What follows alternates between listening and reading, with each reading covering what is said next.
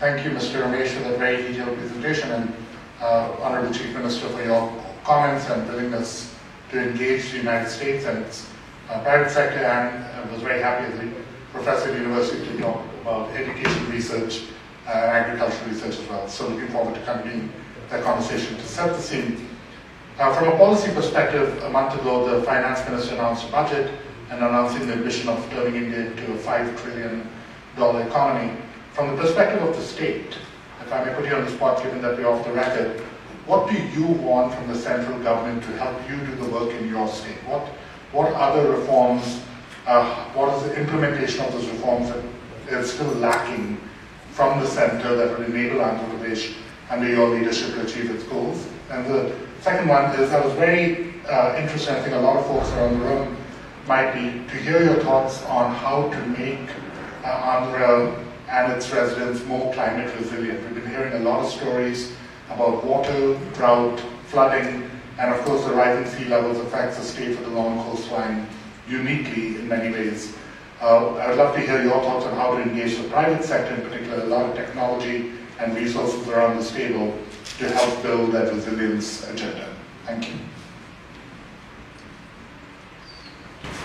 I think central government's help, I think that is something what any state would require. All what I can say is we share a good relationship with the central government and with the neighboring states as well. In fact, first time we have a situation where Telangana state government will be working together in a very strong way, where interlinking of rivers is taking place with both the states coming onto one central platform. So that's something that was never done before, never heard before. Something is happening now. So bilateral relations are very strong. As far as the other part is concerned, what Professor asked, we spoke about desalination plants, we spoke about interlinking of rivers, we spoke about electrical buses. All these are components where environment is looked at in a more positive way.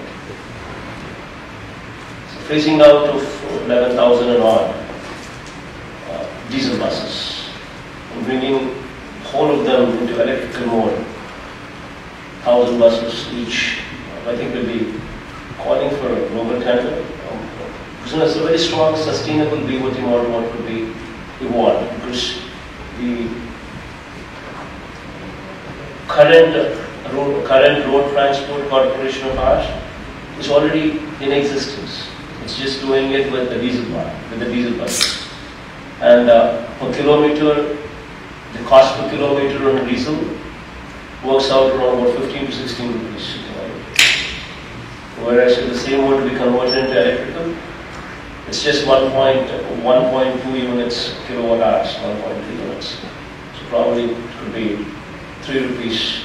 If wind energy also were to be brought into this, renewable energy were to also be brought into it, you can start out with 3 rupees per kilometer, and it could slide down to even 50 paise per kilometer as well. And to bring about profitability into this corporation, the entire the workforce, that is the drivers and the cleaner, drivers and the conductors, the workforce, we are absorbing them into the government so that this corporation could be cleaner. So this corporation need not be bothered about the recurring expenditure what would entail from the drivers and the conductors part of it. So by and large, this corporation now will become a very sustainable, strong financial model, which will help any big investment to come in a very big way. So this is a positive step towards cleaning up of the environment. So by and large, we also want to bring about environment-friendly policies. We want to bring about, we want to change this pollution policy also for us in a big way. We want to bring about certain professionals who have a lot of knowledge in this pollution, come and join us in a big way. So that, moment I took over the reins, I just asked someone in the government handling the pharma part of it as to what the numbers officially were and what the numbers unofficially were. The toxic waste officially recorded is 30,000 tons. The unofficial records speak about 1 lakh tons. So the balance of 70,000 tons is either going into the sea or it's being burned into the air. So I just want to, so we decided that we need to bring in certain professionals into this who have a lot of knowledge as to what they're talking about, especially in pollution. So we want to take care. We want to handle the entire procurement of waste so that it could be handled properly. So these are the few things what we will be going now and on. So I think by and large we want to promote environment. Thank you very much. Picking up now on a theme that Dr. Ramesh brought up was the ease of doing business, which you can imagine. This is a business association that's paramount for our members. So it's great to see that is something that's high on your priority list. The one thing that I would just comment that it's great to have a single point of contact. We do that here in the U.S. with states have a single point of contact. The key is that single point of contact is empowered to be able to drive the process. So it's not, if you have a single point of contact, it still takes a year because that individual is not able to drive the process quicker. So we've just emphasized empowering of that single point of contact to drive the process through, as opposed to just managing it across the different agencies. So we're very encouraged to see that, and especially with how you opened today up, you kind of give the underpinning for doing business in a region with honesty, trust, and political stability, which are paramount and key for the businesses to thrive. One question, as AP has been known for certain sectors, we've talked a lot about agriculture, healthcare. What are the new sectors and the emerging sectors that you would like to encourage the business community, whether it be space, whether it be something in technology? What is it something that you would like to encourage American businesses to look at, to compete with in order to grow and build and invest? Robert, as you said, I think the reason is, as you said, single point application. We just not want to just monitor that, we want to drive it. That's exactly the reason why we said it will be governed by the Chief Minister himself. I will be the chairman of that committee. And so that I think would set everything what the state is going to give. I think that would be done on a voluntary basis. And as far as everything what central government would have to be giving in, that we would pursue. And I think central government is also very proactive, and hopefully things will go off very smoothly. But not many of them require central government's permission in that way. So permissions by and large would be very speedy, and land and power and water, these are the things what would also be very, very, we will provide them. So I think we have absolutely no problems with that. And coming to emerging sectors, where I just listed out quite a few of them. Have strong sea coast, what could be used, whichever way we want. Anything you want to export, we're there. Desalination plant, I just spoke about. Metros, we just spoke about. BOT models, all these things can be taken up. Ports, we just spoke about. And then internal waterways. We have Buckingham Canal, what could be revived, which would straight away connect the entire coast from north to Chennai, including goes all the way to Chennai. So the ferrying cost is of course much cheaper than taking anything out of the road and taking anything through the rail. Ferrying cost is much cheaper. So that would be a phenomenally big project. It could set a change. I just spoke about electrical buses, and I said corporation. The bus corporation is very strong after removal of these employees from that part, and diesel versus electricity, we just spoke about, and agricultural research, bringing in good universities, food processing, improving the quality of our aqua and agricultural products. You know, something like what people like, anything where agriculture could be harnessed properly. We are the place. Okay, we'll open it up now for a few questions from our members. I believe we'll start off with Jacobs and Amir F. Takari, who heads up international development for Jacobs. Thank you, Robert. Thank you, Your Excellency. I very much enjoyed the presentation this afternoon. I'm with Jacobs. We are one of the world's largest engineering firms and professional services firms.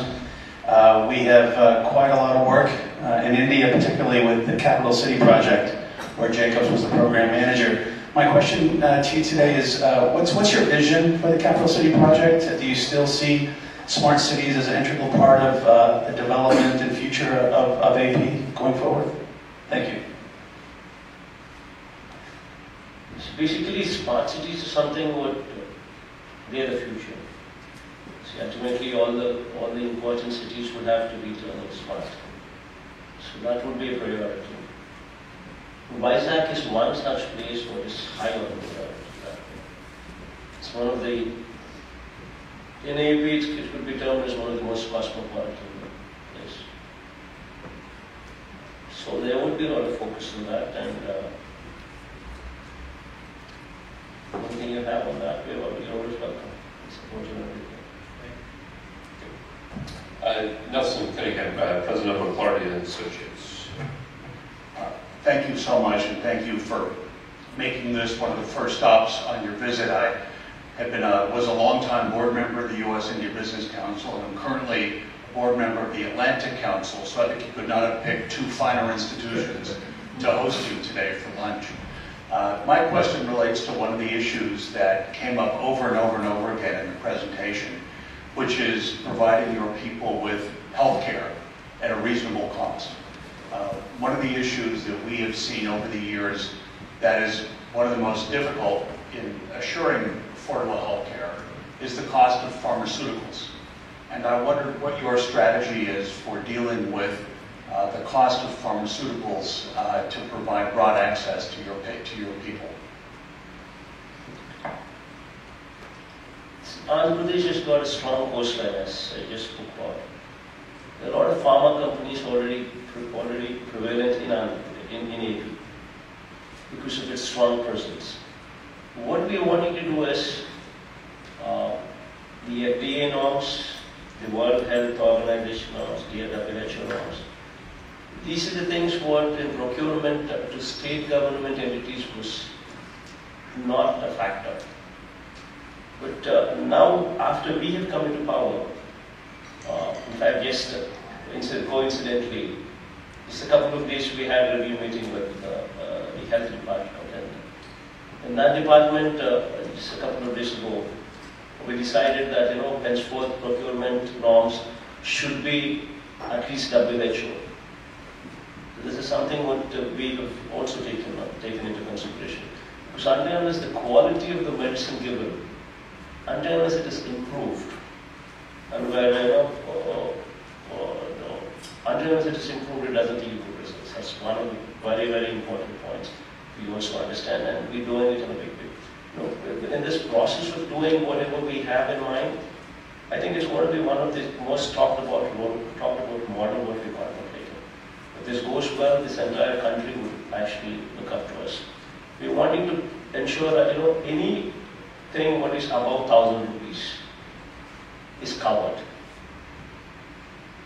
So for that, we're making sure that the number of diseases what come under the insurance policy, that they're increased. The national policy speaks about around 900 odd diseases.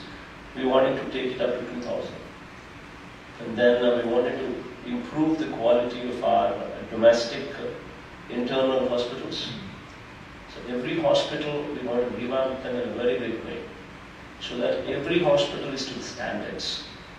to the best of the Indian standards what we have. We want to upgrade every hospital to that level. So we wanted to bring about all these changes. So hopefully in the next 3 years, thankfully with God's grace, hopefully we would like to see some changes going on. Right, okay. Being cognizant of time, Chief Minister, what we'd like to do, we've got 3 quick questions. We'll call, I've got 3 parts up. If you'll name, company, quick question, we'll get them all 3 together, let you react to them, and then we'll make sure we're on time. Okay, that sound good? So, ma'am, just wanted to ask whether Andhra Pradesh would be open for financing of infrastructure, like you mentioned BOT and things like that.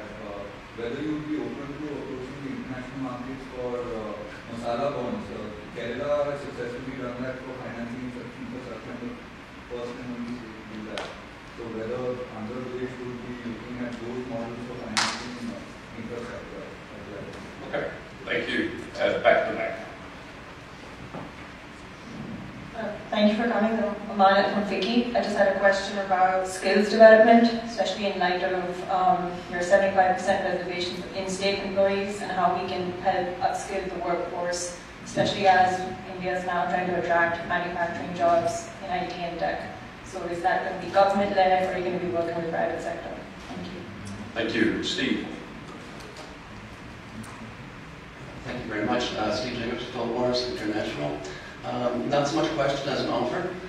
We used to be a major purchaser of leaf in Andhra Pradesh, and I was listening to your comments about agrarian reform, and we would very much like to come in and talk to you about our ideas on how we can reform the production and marketing system that would bring greater farmer income and value through good agricultural practices to the farmers in need. Be open to that. We'd like to talk to you about it. Great. Thanks very much, Steve. So we've got one on finance and worker development.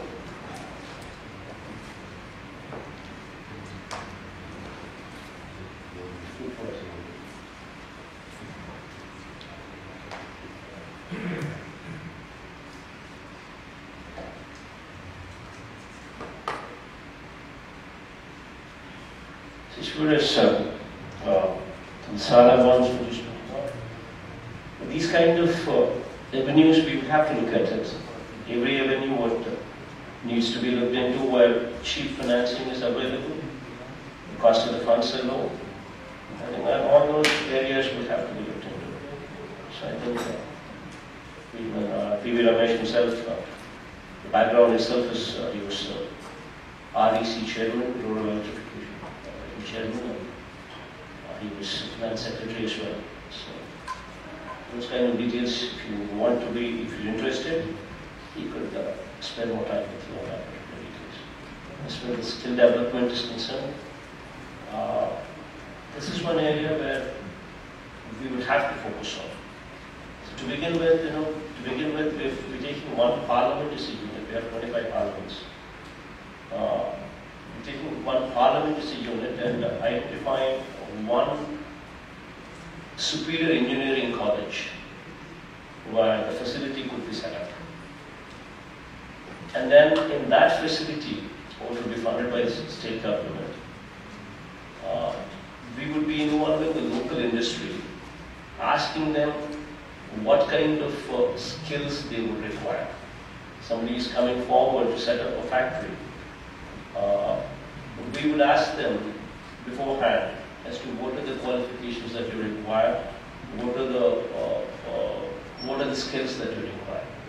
And we would be training them, training our children to suit their requirements. So it would be a combination of the local industry as well as the government who would be imparting training in these colleges that we identify as a hub where training could be given. And as far as taking external help, like as you said, that would be welcome. In fact, any value addition that could be brought about, that would give confidence to the international community, that would give confidence to the people who are wanting to come and set up industries. I think that would be an important part. Anybody who's of that credibility, who holds that kind of certification, that kind of credibility, and would help give confidence to the people who are coming here and wanting to set up their base here. I mean, it will be welcome for us. It will be welcome this. Very nice. Well, thank you. The other gentleman was talking about tobacco processing. And ITC is also very strongly present in our state. And we would definitely welcome that. This is one thing that requires, because only when there is competition, there is better rates. So you would definitely welcome that. We all like competition. Well, that concludes our question and answers. Before I move to thank the Chief Minister, I wanted to first thank members of our team here that put this all on today. You see them all running around here, Sid and Jay and Jeff G and Lauren, the whole team here, really a first-rate job. We're honored to have our members here today, but most of all, we're honored to host the Indian delegation from AP with the officials that you brought with you, but also Ambassador Shringla. And once again, your partnership and working with you has just been superb since you've been here since January. Mr. Chief Minister, you've been here, or you've been in office for just a couple months. You've already made a huge impact. We look forward to increasing that impact. We appreciate sincerely that we're your first stop on this visit. I look forward to seeing you at Notre Dame next week, and we wish you the very best of luck. Thank you very much. Thank you. Finally, ladies and gentlemen, security has asked that everyone remain seated while the Honorable Chief Minister exits, and then we'll depart. May I take this opportunity to acknowledge the grateful thanks for USIBC for organizing this function, especially Robert, and may I request Honorable CM to serve this in an memento.